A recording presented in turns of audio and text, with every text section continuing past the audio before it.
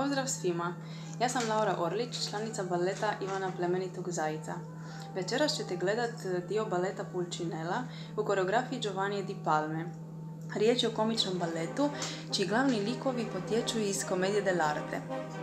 Moja uloga Pimpinela je jedna ljubomorna i posesivna žena zaljubljena u glavnog lika Pulcinellu. Nadam se da ćemo se uskoro vidjeti u kazalištu na našim predstavama, a do tada uživajte u našim snimkama i ostanite doma.